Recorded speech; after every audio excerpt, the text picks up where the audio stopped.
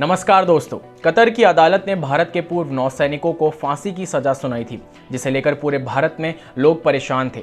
लेकिन एक बड़ी खुशखबरी आ रही है कि कोर्ट ने 8 पूर्व नौसेना के अफसरों की मौत की सजा के खिलाफ भारत की अपील स्वीकार कर ली है।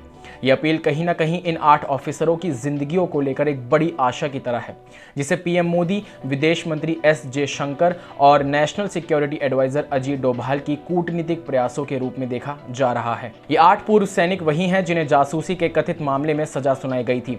इसी सिलसिले में भारत सरकार ने करीब 15 दिन पहले 9 सैनिकों की सजा के खिलाफ अपील की थी, जिसे अब कतर कोर्ट ने स्वीकार कर ली है। मीडिया रिपोर्ट्स के मुताबिक जल्द ही मामले में सुनवाई की तारीख भी तय की जाएगी।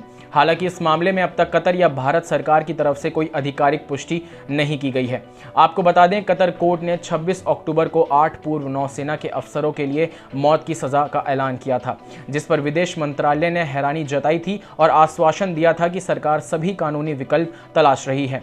विदेश मंत्रालय के प्रवक्ता अरिंदम बागची ने कहा कि भारत इस मामले में कतर के अधिकारियों के साथ बातचीत कर रहा है और सरकार पूर्व नौसेना कर्मियों को सभी कानूनी और दूतावास संबंधी सहायता देना जारी रखेगा। आपको याद दिला दें कि पूर्व भारतीय नौसैनिकों पर गुप्त क्षमताओं वाली कतर की एडवांस पनडुब्बियों पर इजरायल के लिए जासूसी करने का आरोप लगाया गया था।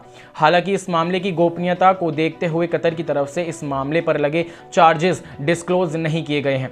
8 पूर्व नौसेना के अफसरों के खिलाफ फांसी की सजा सुनकर भारत सरकार काफी हैरान थी, जिस पर भारत सरकार ने कहा था कि यह मामला काफी महत्वपूर्ण है और इसे बारीकी से भी देखा जाएगा। आपको बता दें, सभी अफसर कतर की एक निजी कंपनी में काम कर रहे थे।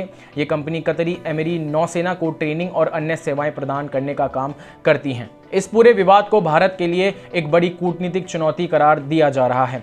कतर खाड़ी क्षेत्र का वह पहला देश है जहां पर भारतीयों की मौजूदगी काफ़ी ज़्यादा है। आपको बता दें, भारत कतर से नेचुरल गैस, इथेनॉल, एलपीजी, रसायन और पेट्रोकेमिकल्स, प्लास्टिक और एल्यूमिनियम खरीदता है।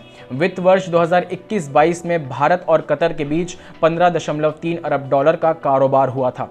साल दर साल इसमें 63% की बढ़ोतरी हुई है।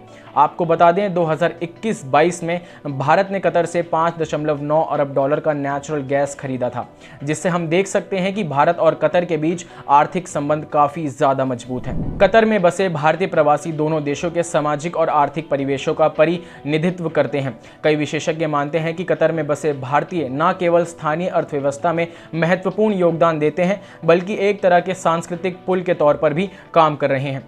कतर में मौजूद भारतीय मेडिकल, इंजीनियरिंग, एजुकेशन, वित्त, बैंकिंग, बिजनेस और मीडिया के साथ साथ ब्लू कॉलर सहित कई तरह के प्रोफेशन और व्यवसायों में काम कर रहे हैं। इसी के साथ कतर की तरफ से भारत की अपील को स्वीकार करना यह दिखाता है कि कतर भी इतनी आसानी से भारत के साथ अपने रिश्तों को यूं ही खराब नहीं करेगा। अभी के लिए फिलहाल बस इतना ही। मुझे दीजिए इजाजत। देखते रहिए क्लिक इंडिया। धन्यवाद।